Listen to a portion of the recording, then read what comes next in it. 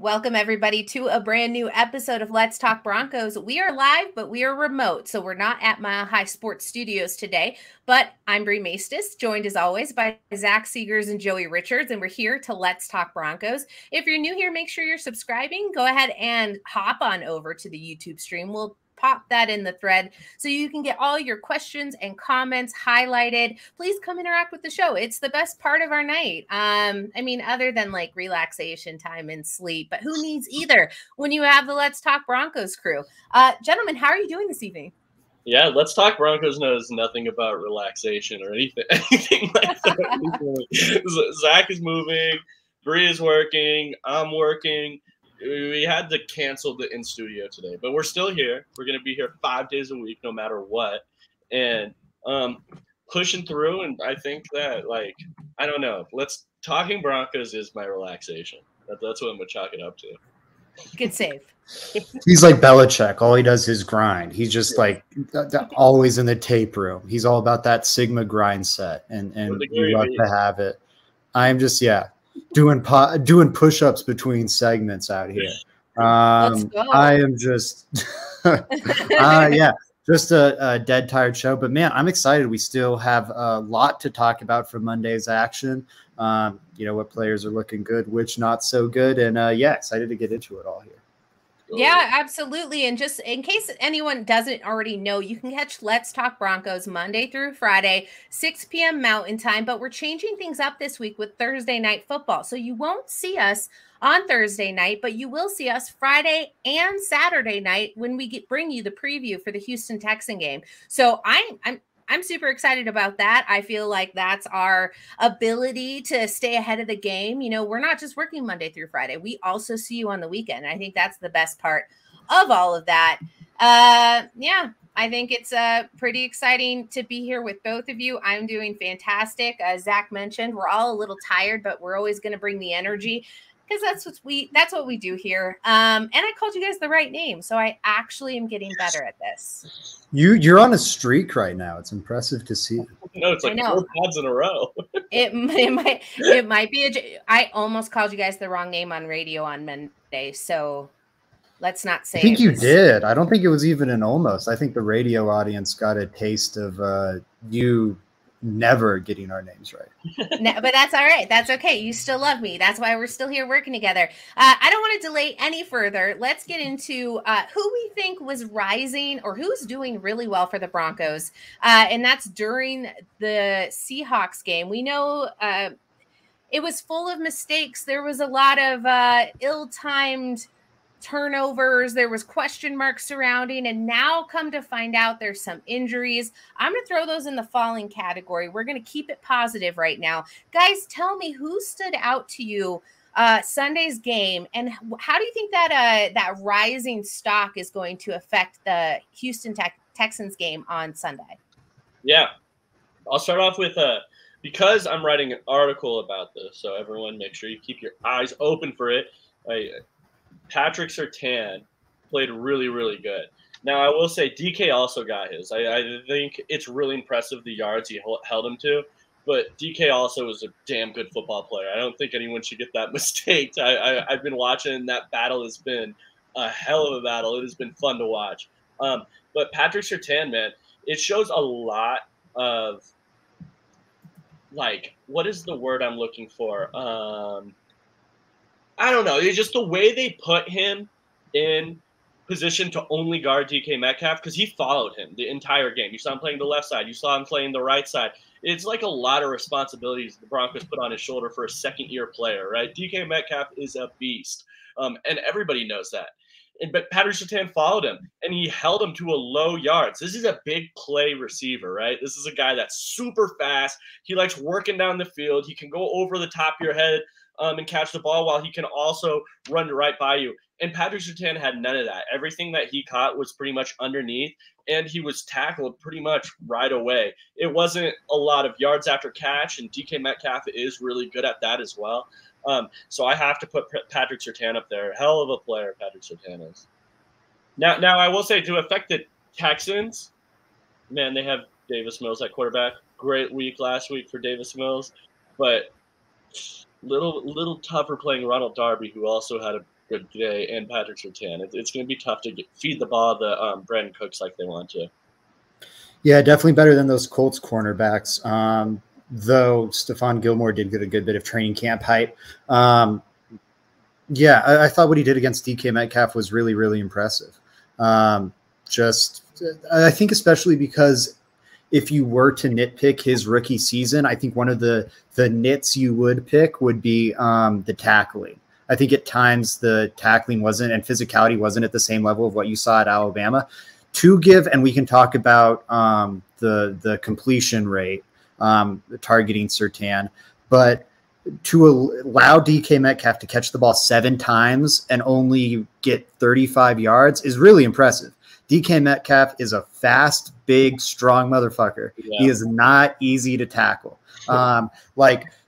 He's not. Like, you look at A.J. Brown and how hard he is to tackle, and that's like one of his trade things.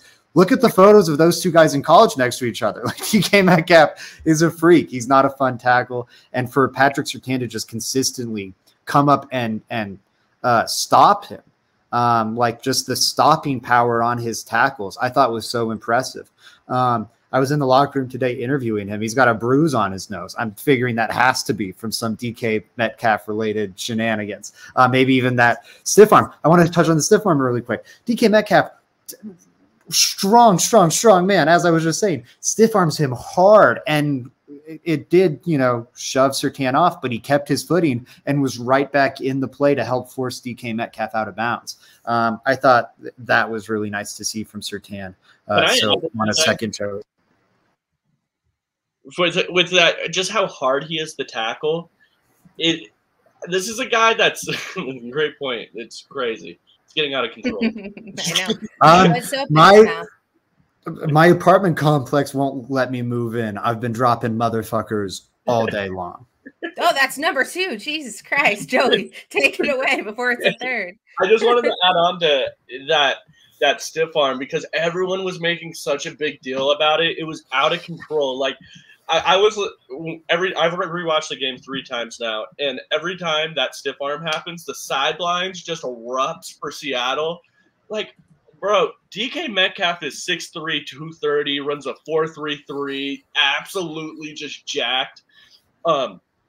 Should he not be stiff arming DBs? That's kind of what I'm trying to figure out there. And it's not like he stiff armed him to the ground and then ran 30 yards for a touchdown.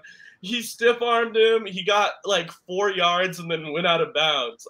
It was just the most ridiculous thing. It was kind of driving me nuts. It added the fuel of my DK Metcalf annoyance that night. You were very vocal about that in the chat, Joey. I also wanted to point out just the level of talent and skill that is now being recognized for Patrick Surtain. And maybe that is a testament to having that Monday Night Football notoriety where the entire nation is watching you play. Now you've got a lot of veteran players, Darius Slay, Asante Samuel, just talking about how much of a skilled player Patrick Surtain is. And I think this is the year that his name and his absolute prowess on the field really gets recognized. And I think that's very exciting for all of Broncos country because we've been saying it, we see it, we know it's going to be just that much more impressive this year.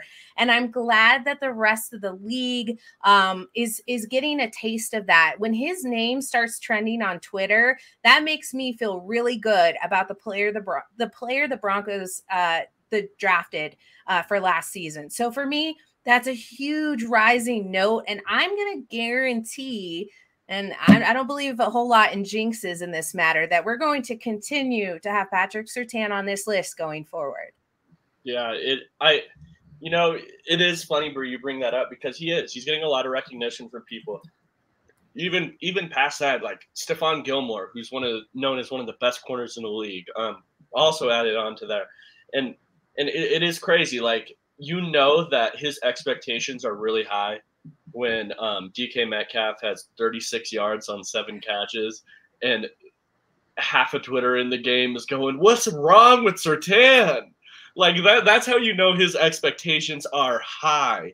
Like, people wanted Surtain to go out there and just completely shut out DK Metcalf. But yeah, I totally agree with you, Bree. He's a special player.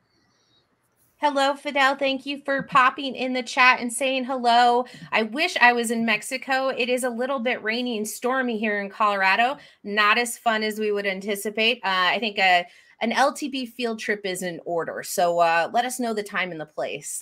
Gentlemen, any other risers that stuck out to you? I did want to throw out Andrew Beck because what a whirlwind. I was not expecting him to be so impactful on the offense for the Broncos.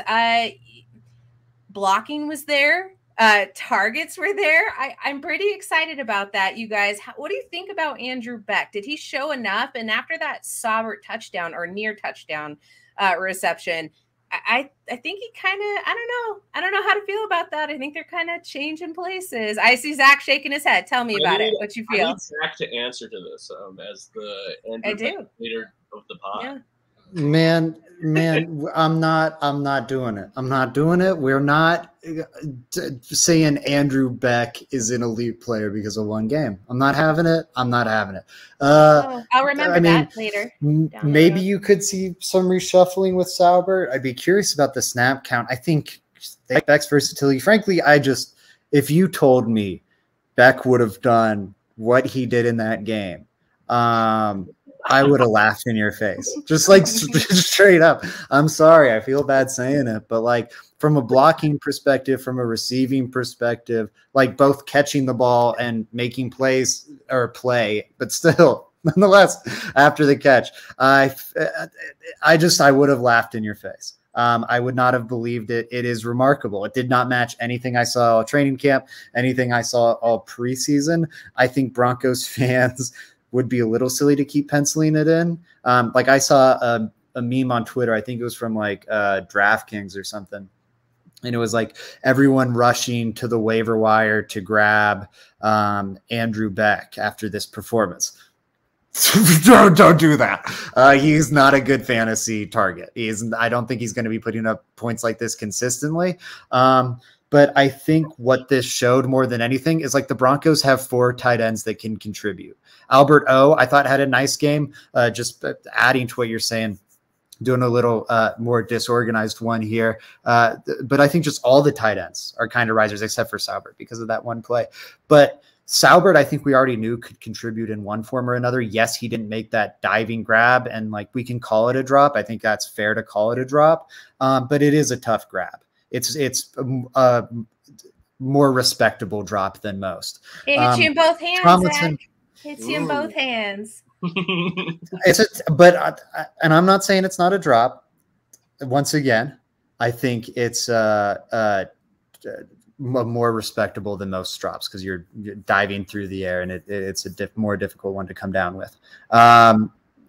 Tomlinson, I think, showed what you'd want from him as a blocker. And like, I know he didn't get that toe down, but like, that's not what you're asking from Tomlinson normally. He has 2 catches over the last 3 years of his NFL career. I can like be patient with him not having great footwork in the receiving game. I think making that catch in that spot was pretty difficult, or showed more to me than I was expecting out of Tomlinson going in. And again, Alberto had a really strong performance. Beck was a million times better than I ever would have imagined him possibly being. Just like all of his first 10 snaps in the game were just remarkable. I have like, it was one of the more surprises of that game to me. And a one-handed grab. I don't know. It was impressive. Joey, how do you feel about Andrew Beck, the Beckster, if you will? Yeah, I don't know. It sounds like Zach is coping over there, if I'm being honest with you. Did you see evidence of it? There was no evidence. Come on. I'm not denying that I'm not denying it. I'm not denying that he caught the ball with one hand. I'm saying it was surprising because did we see any evidence of it over the last 2 months? We've been putting this shit under a microscope for 2 months. There was none of this. It was Beck like I think no one made more drops in practice than Andrew Beck while we were talking about this. Like it was like a daily thing in practice and like wide open layup catches where it's like, yikes, that would have been a walk-in touchdown. What are we doing, Beck? And then he's making diving catches in week 1 of the regular season. He's averaging a cool 27 yards per reception. Joe, Frankie, I'll get to your comment here in a second if I can get the monkey to stop turning in his box. I cranked it too hard. Here we go. Frankie, the man was absolutely nuking DBs too. I don't know. I feel pretty strongly about it. Joey, how do you feel? Yeah, I mean, rewind the tape. I believe I was the Andrew Beck defender of this podcast. And during this, man, you did not offer much defense. I mean, I was the Andrew Beck guy of this pod. I'd like that to be known loud. Who's that Cowboys swing tackle, Josh Ball or whatever? You were offering as much protection as Josh Ball. I mean, it doesn't matter. I was still offering the protection. I was there. Anyways, Andrew Beck, man, he was like out of control. Like he was really, really good, and he didn't play a ton of snaps. But in those snaps, talk about making the most of it. Andrew Beck did it on those pitches to the outside. He's setting the blocks. I remember one. It was I forget which quarter it was, but it was a pitch to the left side, and Andrew Beck just hit a DB, stonewalled him, pushed him back. It would set up a huge run. Javonte kind of just scooped right behind him. It was awesome to see. The receiving game, diving one-handed down the field, which, by the way, if Russ threw a better ball there, could have been a touchdown. Like, Andrew Beck was really, really, really good. And I do. If the Broncos want to go into more sets with fullbacks and different things like that, why not play Andrew Beck more? I think that he kind of showed you that he at least deserves the opportunity there for sure. Yeah. All right. Snaps. Yes, exactly, Frankie. Great. That's exactly what I'm saying. He made the most of it. For us to be talking about him on the podcast and he played 10 total snaps, I mean, as a utility tight end / fullback. Yeah. Yeah, no, that's fair. I was looking at a comment here from Fidel. I believe that the Denver Broncos have a good team. It's a new team. Yeah, I think that the new team is doing better than the results of Sunday's game would actually lead you to believe. Sammy Castro has an interesting question since we're on the tight end train. Do you guys know what's going on with the tight end from UCLA? We drafted this year. Forgot his name. Are you talking about Mr. Dulcich? Or Dulcich. Yeah, he's still injured with a hamstring injury. Do you know if he's making any progress or anything, Zach, or are you just out of the loop there?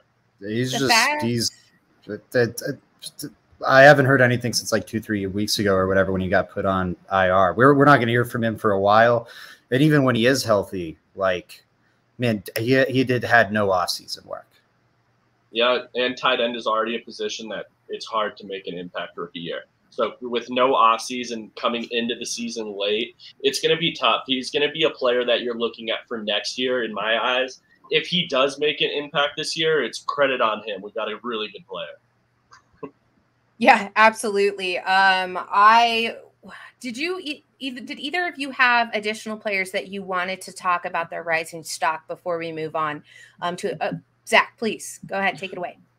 I mean, two. I can't believe Joey didn't hit Jerry Jeudy.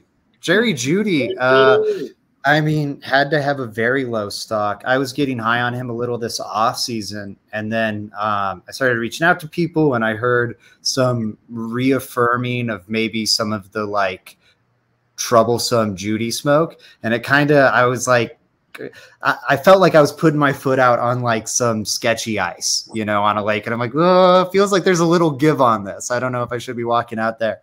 And then seeing what we saw in that first game, like it was incredible. He's never going to be a good blocker. So like, let's not expect that. I'd love if he was a little less like lethargic in that aspect, but it is what it is. But just, I don't know. He looked special. Like, I don't think it takes a lot of high-level analysis, and the high-level analysis is there too. Like, that deep ball touchdown is a really remarkable play from him. But, like, even on the plays that aren't that one, like, he just looks different. Like, he has the ball in his hands, and he's just moving at, like, a little different speed than everyone else. And he's got, like, an elusiveness that Sutton and I think Denver's other weapons don't quite have. Like, he has a different I really love Greg Rosenthal, and he always talks about how he's been a big Judy believer just because Judy looks different than everyone else. And I was just kind of like, I think we're kind of overrating Judy a bit. And then watching him, I think I just forgot, frankly. And watching him last night was like a good reminder, or the other night was a good reminder of like, no, this guy is really special.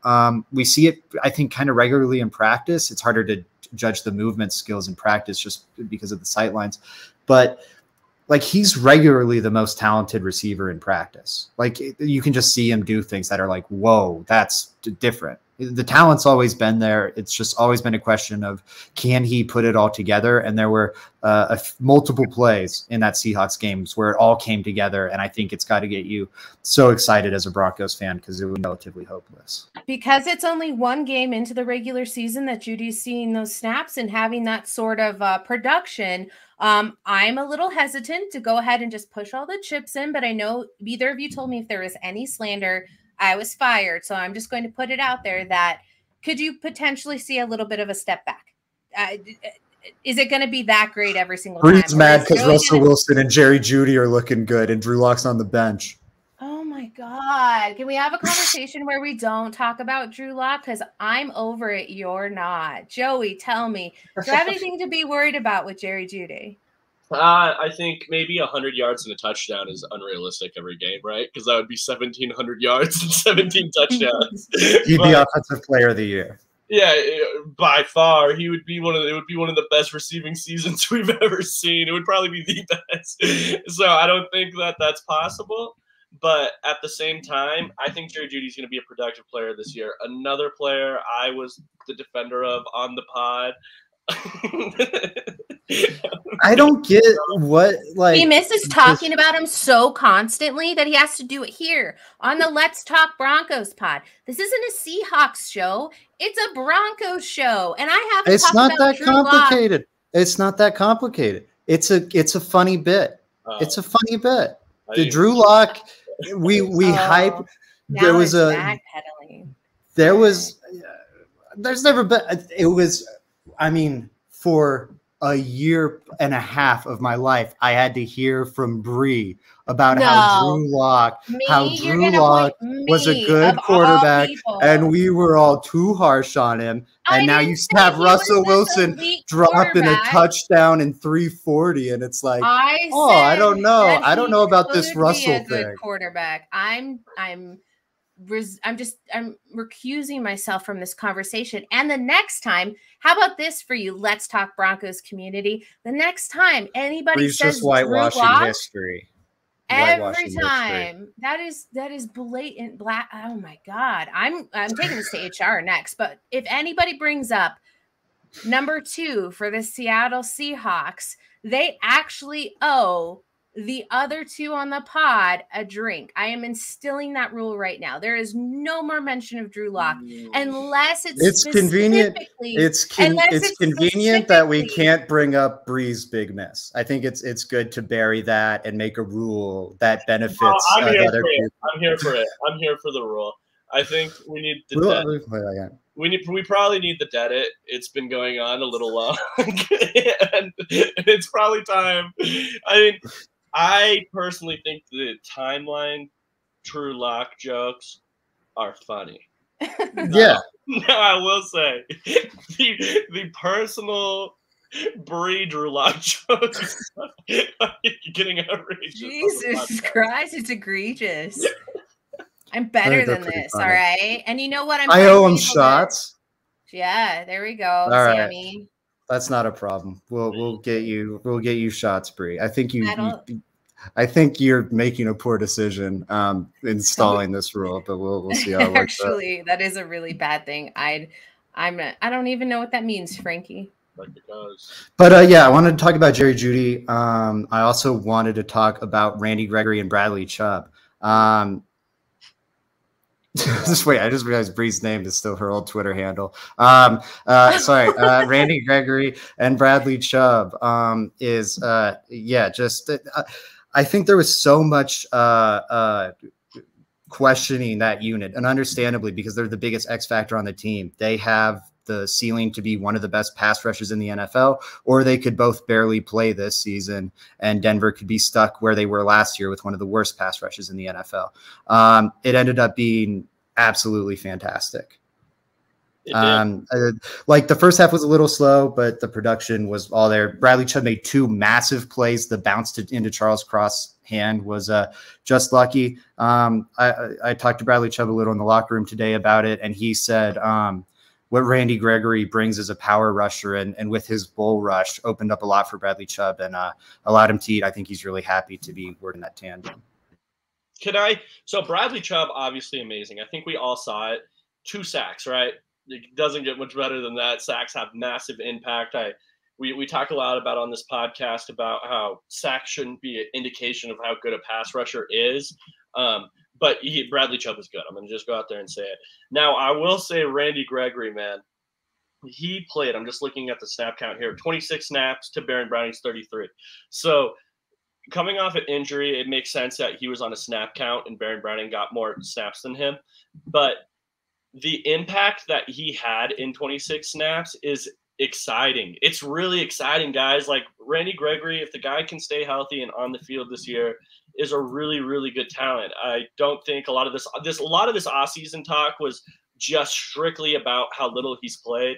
And I don't think he got enough credit as when he plays how good he is, because Randy Gregory is a baller. You saw it. He brings an attitude to the defense too that I don't think anyone on our defense has. He likes getting in people's face. He likes putting it.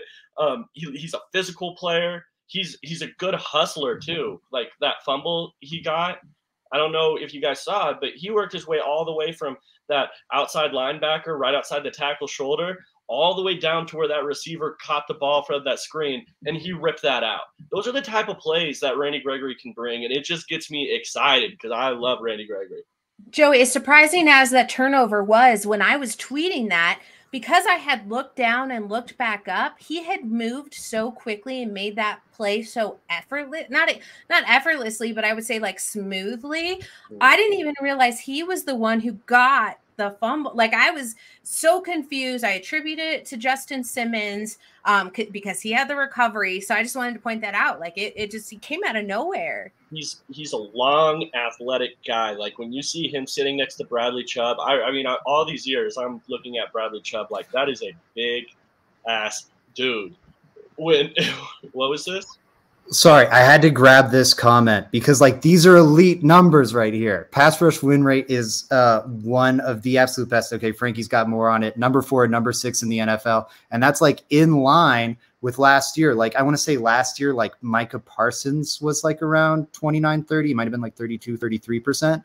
But that's like elite pass rush production, just like numbers to it. And by the way, I have never seen a tackle get more praise for allowing 2 sacks in a single game than Charles Cross. Right.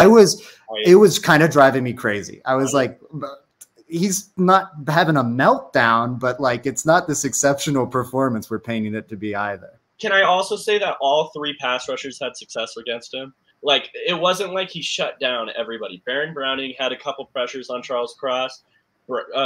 Obviously, Randy Gregory did, and Bradley Chubb had 2 sacks. Like, I don't think he was, like, shut down over there. Now, I will say he's a rookie, and I really like Charles Cross coming out of Mississippi State. Light feet, can really move, but he was definitely not perfect like people were acting like he was. Yeah, I think it's still really exciting to see, right? Because as we had kind of mentioned, the X factor of the players you really needed to show out, they're doing so, and in a big way. It's exciting to see that. I'm surprised nobody's thrown out Javonte Williams' name. Remind me again how many receptions he had? 11. And I believe I saw on Broncos Stat Muse that the next leader, I think it was Cooper Kupp with 13. So I think that's kind of a weird anomaly in the NFL. And that's kind of on par for what week 1 was here. Just in general, with football being back, I think we saw a lot of, is that what's to be expected? And I'm pretty sure week 2 is going to be quite the shakeup.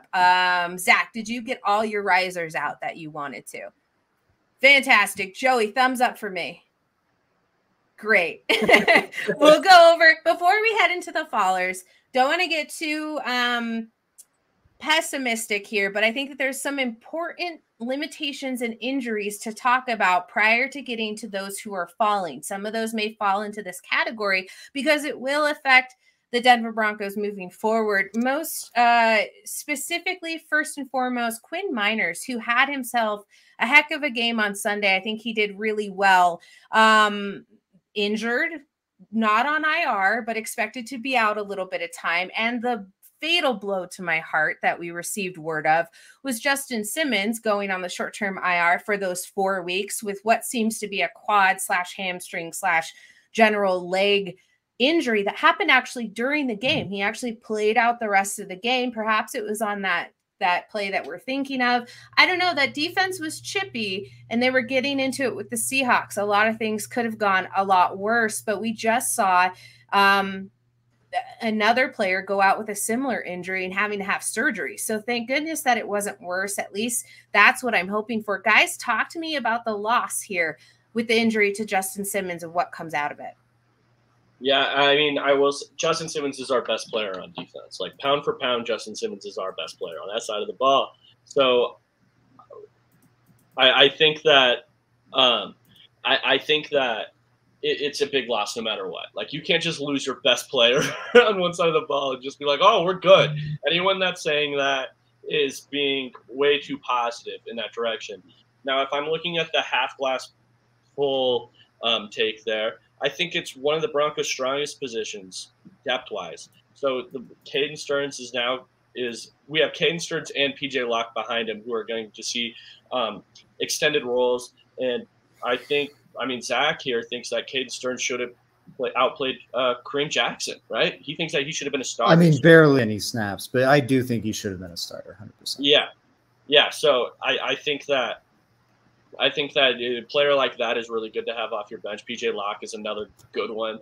He showed out in the preseason 2 years straight now. There was a lot of good quotes coming out from other players this offseason about PJ Locke. Obviously, friend of the show. We love PJ Locke over here. So I think that's the half glass full take there, is that it's a deep position. Yeah, how about you, Zach? Yeah, well, I mean, Joey said it perfectly. It's a deep position, and I think you feel fortunate about that if you're the Broncos. They signed Anthony Harris, who, is 3 seasons removed from a great season and 2 seasons removed from a good season. I will say the little asterisk there is that this offseason, no team needed safeties worse than the Philadelphia Eagles, and the Philadelphia Eagles let Anthony Harris walk. So little asterisk there, but he is getting back to a defense that is, or no, he was in the Jonathan Gannon defense last year, so I take that back. But that's some added depth. He's done it before at a high level. Maybe you can recapture that. Caden Stearns, I think, was terrific last year as a rookie. I personally wish they didn't bring back Kareem Jackson and just made that bet on Caden Stearns, or if they brought back Kareem Jackson, it was as a veteran kind of leadership role, and you really allowed Caden Stearns to blossom, because I think to use an old Bill Parcellsism, at this point, Kareem Jackson is a progress stopper. I think he's one of the lesser players on defense, because we're seeing these crazy mental lapses that are causing, broken coverages, busted coverages that are resulting in touchdowns.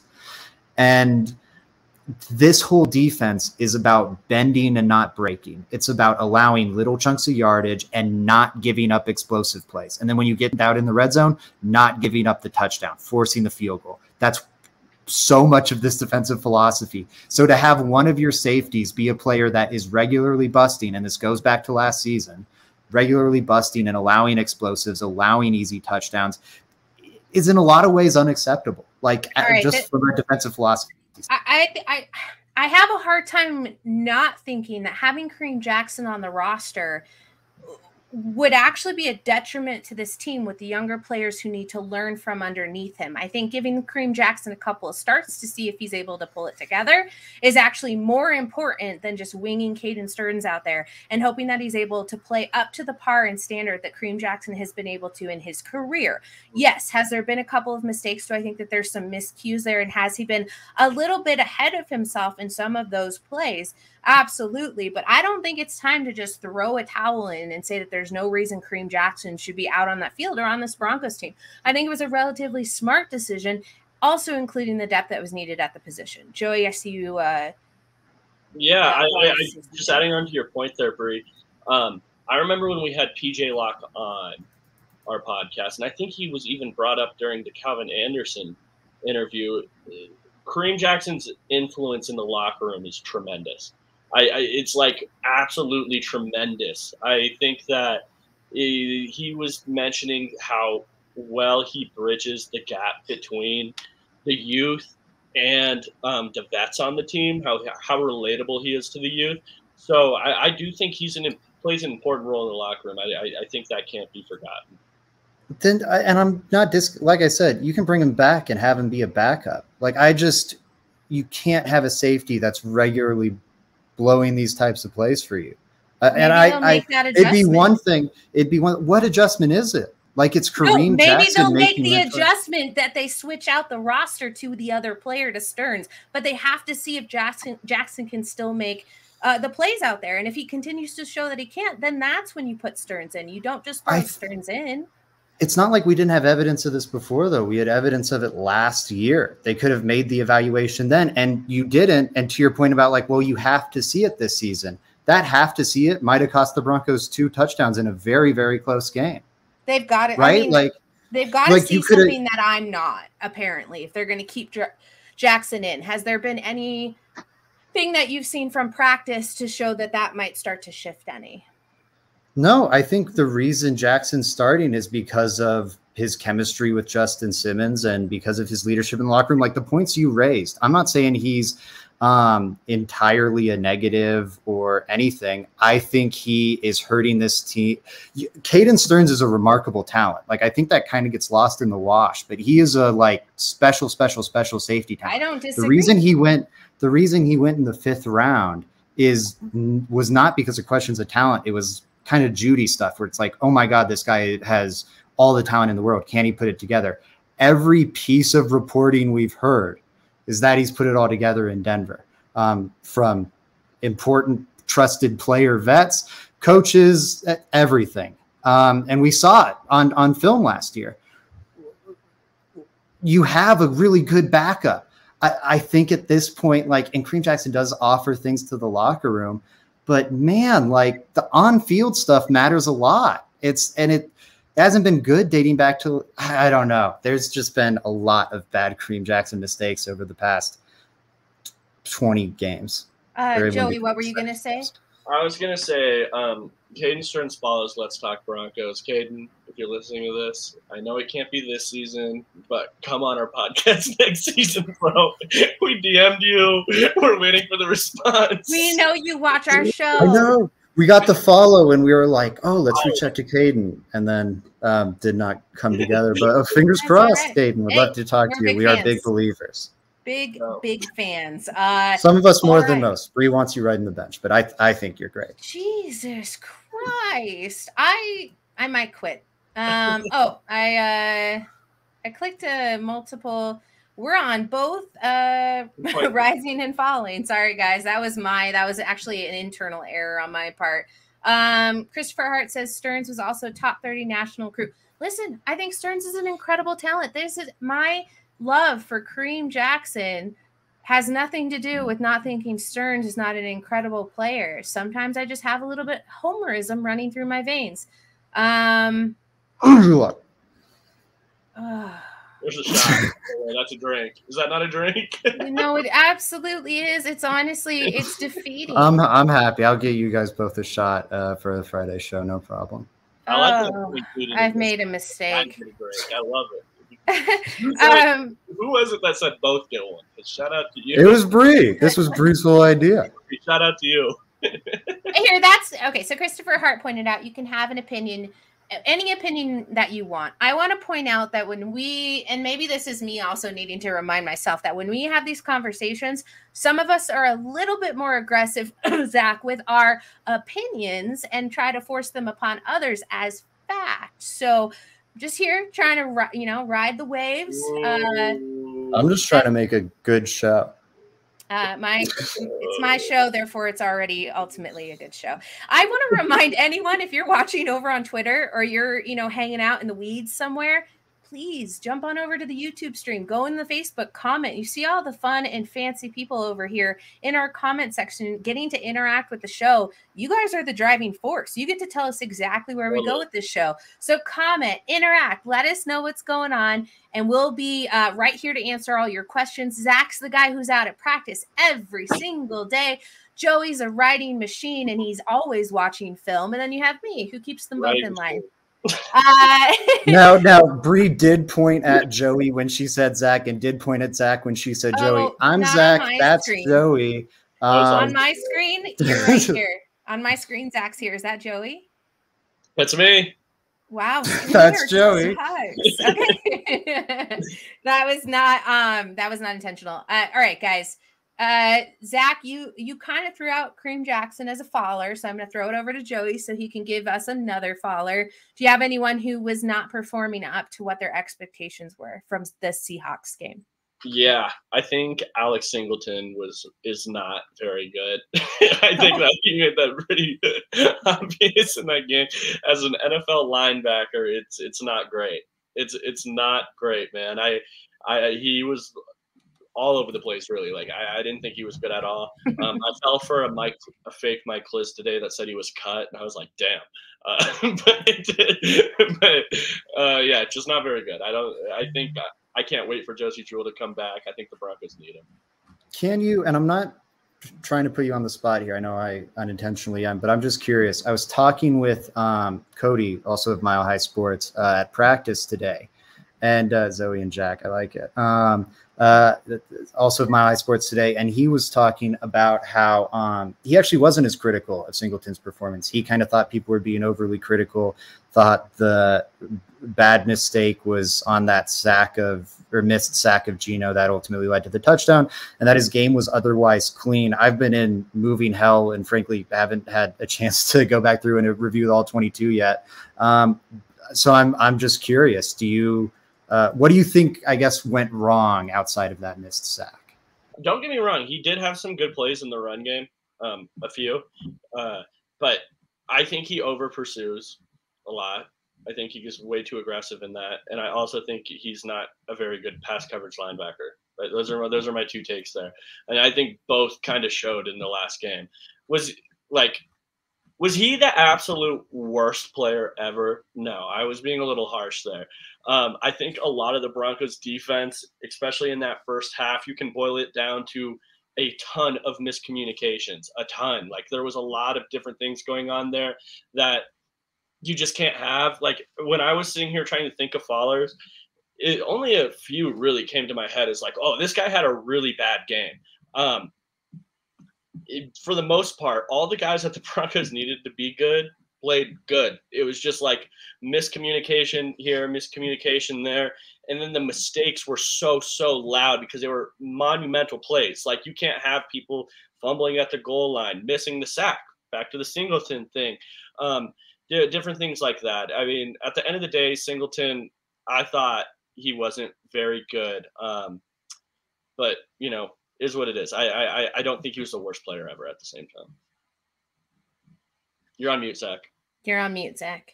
Wanted to highlight that. I keep doing that, man. It's bad. I wanted to highlight that point Christopher just made about Singleton playing all but 2 snaps on defense. I do think that's pretty surprising just because when you look at what Ejiro Evero and the Rams were doing last year, like a lot of their funky and creative stuff, talked so much about it this offseason, how much we were expecting the Broncos to play dime.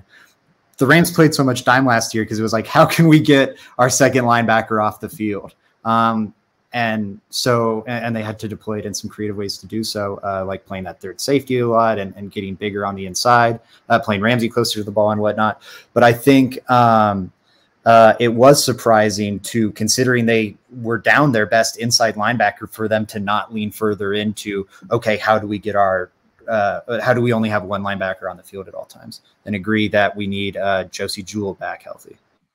Yeah. I think a lot of the reason why he was forced to do that, I mean, I would imagine Jonas Griffith just coming back, like, you would have more trust in the guy that has been there the whole time. I wonder if Griffith had this entire offseason, if it would be different. Yeah, I think it's a good point. Oh, okay. I didn't know if you had muted yourself again, and I was just going to manually take it off there. I'm having a hard time finding a faller here. What I would like to see improve for the Broncos is a little bit more of the quicker play calling. I think what I was interpreting as mistakes or maybe hesitation from Russell Wilson was actually just a hesitation in play calling, and it was probably flustering quite a bit, but he is a superb leader who I think is able to manage that well and actually didn't make it seem as bad as it was. But I think that attributed to a lot of the ill-timed mistakes. Joey, you had pointed to one specifically with one of the linemen anticipating a pass instead of a rush play, which I think led to a pretty decent mistake. Can you talk to me about that one? Yeah, it was just that it was one of the fumbles at the 1 yard line. It felt like Glasgow was just trying to pass block when the rest of the line was trying to run block. But I mean, going to that, Bree, it's just like people were going up. Like, it was hard more if you rewatch the game film, not the all 22, but the regular like broadcast view of it. It's easier to tell because of the way the all 22 cuts it each play up for you. But it was chaos getting at the line, like, a lot of the time, because they were rushed so much. How many times did we see the clock go down to 1? We had 2 delay of games. Like, it was. Which, why did they call that for the Broncos and not for the Chiefs? Like, if it hits 0, don't you get an extra second, or is that subjective now? No, I think that's the rule. It's supposed to be you're looking at the clock, and then you look down if they haven't snapped the ball. So it pretty much gives you an extra second. Got it. Yeah, when you see it hit 0, the ref then looks at the ball, and if the ball is still like where the ball should be pre-snap, placed on the ground, we can all picture that. And if the ball is still there, it's a delay of game. If the ball is gone by that point, it's all good. On this point, I do feel like just because it's relevant, we're talking about who's falling. I think a faller absolutely has to be the coaching staff.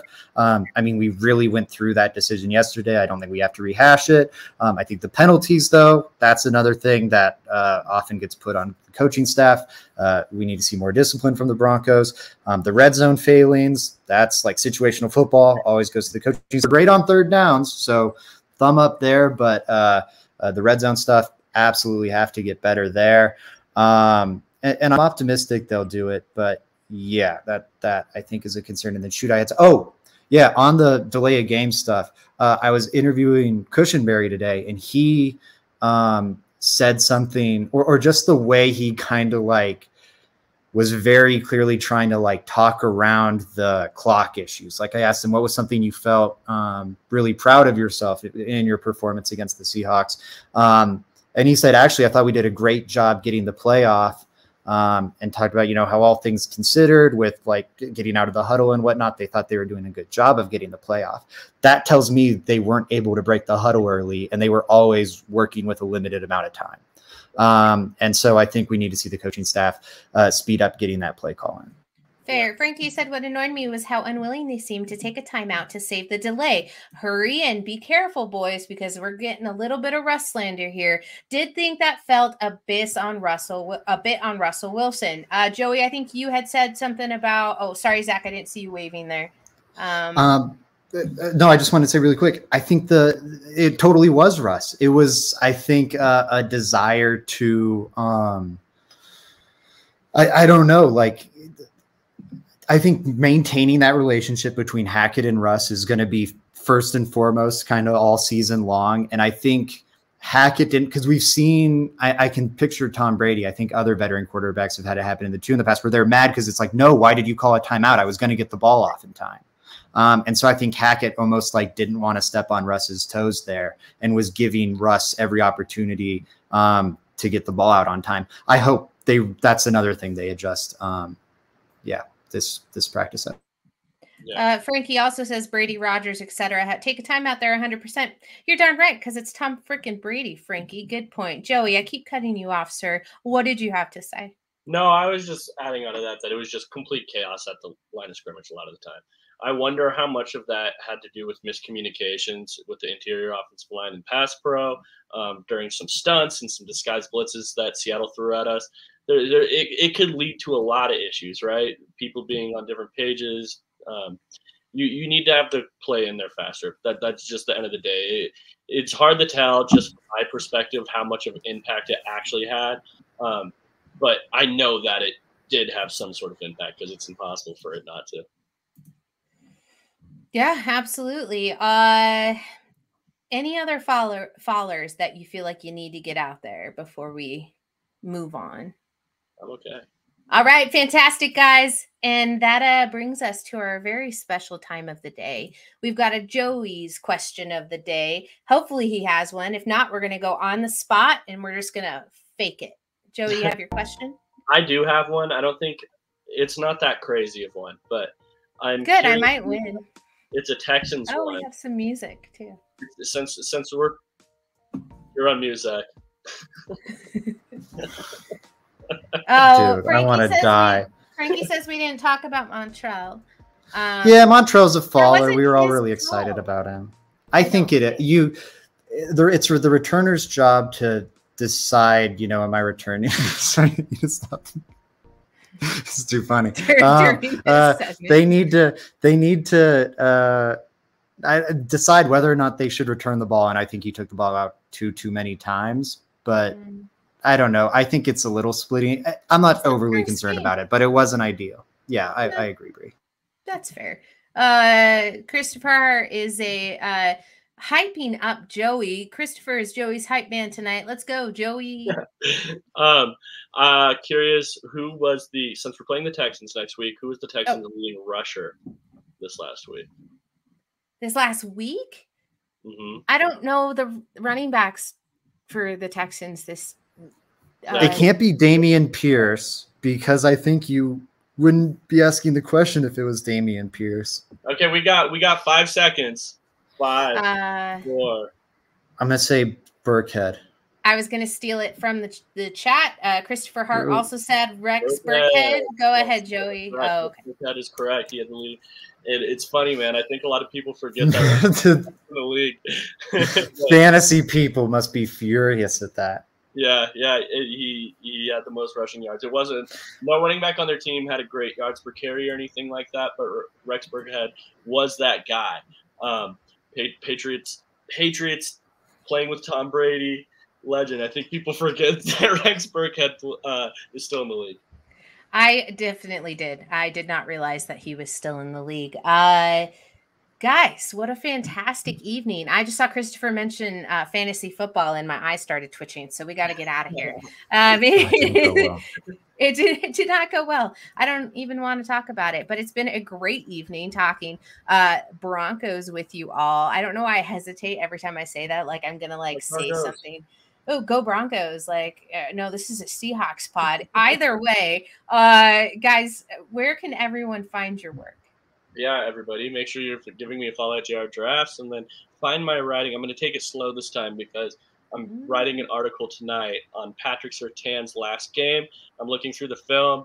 It's a really fun matchup between him and DK. I think they both had their moments, just keep an eye out for it, guys. So make sure to take a look for that at Mile High Sports. I'll also be sharing it on my Twitter. My apartment managers have left me without a home. And I'm looking right into the camera for this. If you don't read Joey Richards' next article, I will hate you more than I currently hate my apartment managers. You need to read this work. We thought long and hard as a Mile High Sports team, Joey has such incredible football knowledge. He's such a great studier of film. He has such a unique angle on the game. How can we best utilize him this year for Mile High Sports? And it was like, let's give him one player, one consequential matchup every week, performance every week, and like have him break it down for us, get into the nitty gritty. And that's what he's going to be doing with Patrick Surtain, who is the next Champ Bailey in Denver. Go read that article. It is appointment viewing. You got to do it. And we'll have shots on Friday to celebrate an absolute literary master. That was a fan. And my work's on Mile High Sports and Twitter at Zach_Seegers. Fantastic. Joey, where can people follow you on Twitter? At JR Drafts. Fantastic. Please go follow Joey, please. I'm Bree Maestas 303. You can find me on Mile High Sports, also 1 to 2 p.m. with the Fan Cave. And if you're new here, if you're just catching us, go ahead and subscribe, like the stream, share it. Go over to Twitter and follow us. Your support means everything to us. It's the only reason we do it. Otherwise, we wouldn't be here.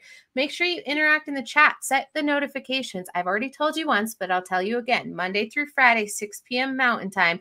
Tomorrow's a very special we'll miss because of Thursday night football, but we'll be back Friday and Saturday. So you still get 5 days a week of the Let's Talk Broncos crew. And I couldn't be more excited to do it with the both of these guys. They're fantastic. You all are great. And are we changing it up? Are we still going with, are you going to wave to the camera? Bye, everybody. Go Broncos country. And let's ride. Let's ride.